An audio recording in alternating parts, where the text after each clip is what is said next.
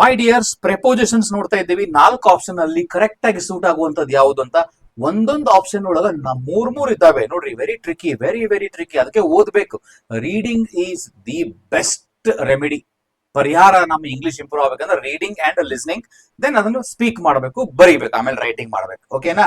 So 2 of 2, 2 2 of four 2 of ಯಾವ set ಆಕೈತಿ ನೋಡೋಣಪ್ಪ. ಕ್ವಶನ್ ಅರ್ಥ ಮಾಡ್ಕೊಳ್ಳೋಣ ಮೊದ್ಲ. ಏನು ಐ ಥಿಂಕ್ ಅಂದ್ರೆ ನನ್ನ ಪ್ರಕಾರ, ನನಗೇನು ಯೋಚನೆ ಹೊಳ್ಯಾಕತೈತಿ ಅಂದ್ರ I think we have dash think, ಒಂದು ವಿಚಾರ ಮಾಡಬೇಕಾಗಿದೆ, ಹಿಂಗ ಮಾಡಲು, ಯೋಚಿಸಲು. I think we have to think. To ಅಂತ ಬಂತ, ನಿಮಗೆ ಒಂದೇದ್ದು ಬಂತಲ್ಲ, ಇಲ್ಲಿ ಯಾವ ಬರಂಗಿಲ್ಲ, ಹೊಡೆತ ಹಾಕಿ ತೆಗೆದು ಹೊರಗಿಟ್ಟು ಆಮೇಲೆ ವಿಚಾರ ಮಾಡ್ಬೇಕು. ಒಂದೇದು ಇಲ್ಲಿ 2 ಐತಿ, ಒಂದೇದ್ದು ಇದನ್ನ ಸ್ವಲ್ಪ ಇಡೋಣ, ಪೆಂಡಿಂಗ್ ಇಡೋಣ, ಪಿ ಅಂತ ಬರೀಣ. ಎರಡನೇದ್ದು 2 ಐತಿ, ಇದನ್ನು ಪೆಂಡಿಂಗ್ ಇಡೋಣ. ಆಫ್ ಐತಿ, ಇದು ಕ್ಯಾನ್ಸಲ್ ಆಯ್ತು. ಫಾರ್ ಐತಿ, ಇದು ಕ್ಯಾನ್ಸಲ್ ಆಯ್ತು.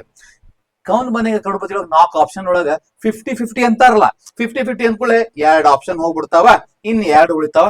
ಕ್ಲಿಯರ್ ಆಗಿ ವಿಚಾರ ಮಾಡೋಣ. I think we have to think.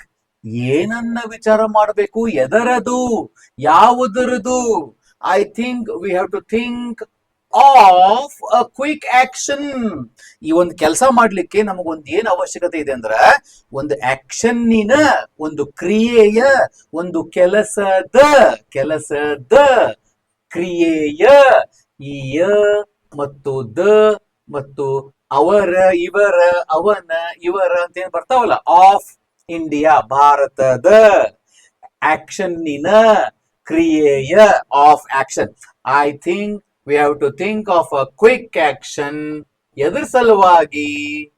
to get the result. ಹಂಗಂಗ ಯಾವುದು ಬಂತಿಲ್ಲೇ? I think we have to think. 2 of 2. ಒಂದೇದು ಆಪ್ಷನ್ ನೋಡ್ರಿ, 2 of 2. ಇದನ್ನು ಹೋಗ್ಬಿಡ್ತಿಲ್ಲಿ. So I think we have to think of a quick action to ಎದ್ರ ಸಲುವಾಗಿ? Result ಪಡೆಯಲು. ಅದರದೊಂದು ಫಲಿತಾಂಶ ನಮಗೆ ಬರಬೇಕಂದ್ರ ಟು ಗೆಟ್ ದ ರಿಸಲ್ಟ್. ಇವನ್ನ ಮಾಡ್ಬೇಕಂದ್ರೆ ಓದಬೇಕಪ್ಪ ತಮ್ಮಗಳ, ಓದಬೇಕು. ಓಕೆನಾ? ಸೊ ಮತ್ತೊಂದು ಶಾರ್ಟ್ ವಿಡಿಯೋ ನಾನು ಸಿಗ್ತೀನಿ.